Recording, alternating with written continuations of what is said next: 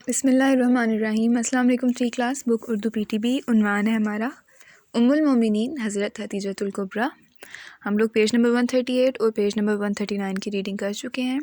Page number 139 کے last paragraph سے ہم لوگ آج ریڈنگ سٹارٹ کریں گے۔ غار حرا میں پہلی بار جب آپ صلی اللہ علیہ وسلم پر وحی نازل ہوئی تو آپ صلی اللہ علیہ وآلہ وسلم گھر پہنچنے پر قدرے فکر مند تھے، اور آپ صلی اللہ علیہ وسلم کا جسم مبارک بھی کانپ رہا تھا۔ آپ لیٹ گئے اور فرمایا، مجھے کمبل اڑھا دو، مجھے کمبل اڑھا دو۔ جب آپ صلی اللہ علیہ وسلم کی طبیعت ذرا سنبھلی تو پورا واقعہ بیان کیا۔ حضرت خدیجہ نے آپ کو تسلی دی اور کہا کہ آپ غریب نواز اور یتیم پرور ہیں۔ غریب نواز یعنی غریبوں کی مدد کرنے والے، یتیم پرور یعنی یتیموں کی بھی مدد کرنے والے، ان کو پالنے والے۔ صداقت اور دیانت آپ کا شعار ہے، یعنی طریقہ ہے۔ شعار مطلب طریقہ۔ آپ صلی اللہ علیہ وسلم فقیروں اور مسکینوں کی امداد فرماتے ہیں، مہمان نواز ہیں اور حق اور انصاف سے کام لیتے ہیں، اس لیے اللہ تعالیٰ آپ کا ساتھ ہرگز نہیں چھوڑے گا۔ یعنی وہ تسلی دے رہی تھی کہ ٹھیک ہے، آپ میں یہ کوالٹیز ہیں، اللہ تعالیٰ جو ہے نا آپ کا ساتھ کبھی بھی نہیں چھوڑیں گا۔ اس کے بعد ہے روئے زمین پر، یعنی زمین کے اوپر سب سے پہلے جو ہستی آپ صلی اللہ علیہ وسلم پر ایمان لائیں وہ حضرت خدیجہ تھیں۔ وہ نہ صرف ایمان لائیں بلکہ جب تک زندہ رہیں نہایت خلوص اور محبت سے حضرت محمد صلی اللہ علیہ وآلہ وسلم اور اسلام کی خدمت کرتی رہیں۔ یہی وجہ تھی کہ آپ صلی اللہ علیہ وسلم کو ان سے بہت محبت تھی۔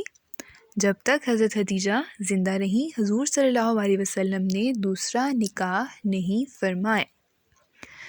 حضور صلی اللہ علیہ وسلم نے جب اسلام کی تبلیغ شروع کی تو کفار مکہ نے اسلام کی مخالفت میں کوئی کسر نہ اٹھا رکھی۔ آپ صلی اللہ علیہ وسلم کو قدم قدم پر بہت سی تکالیف کا سامنا کرنا پڑا۔ آپ صلی اللہ علیہ وسلم کی راہوں میں کانٹے بچھائے جاتے۔ ان مشکل حالات میں حضرت خدیجہ نے حضور کے ساتھ درختوں کے پتے اور جڑیں کھا کر بھی گزارا کیا۔ حضور صلی اللہ علیہ وسلم فرمایا کرتے تھے، جب دوسرے لوگ میری بات ماننے کو تیار نہ تھے اس وقت حضرت خدیجہ نے میرے سچے ہونے کی تصدیق کی اور اسلام قبول کیا۔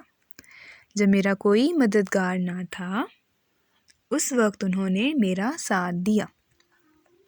حضور صلی اللہ علیہ وسلم کا خاندان 3 سال تک شعبہ ابی طالب میں محصور رہا۔ وہاں سے واپسی کے کچھ عرصے بعد حضرت خدیجہ کا مکہ معظمہ میں انتقال ہو گیا اور آپ جنت معلیٰ میں دفن ہوئیں۔ ٹھیک ہے، یہ قبرستان کا نام ہے۔ جب انہیں قبر مبارک میں اتارا جانے لگا تو رسول اللہ خود ان کی قبر میں اترے اور اپنے ہاتھ سے اس کام کو انجام دیا۔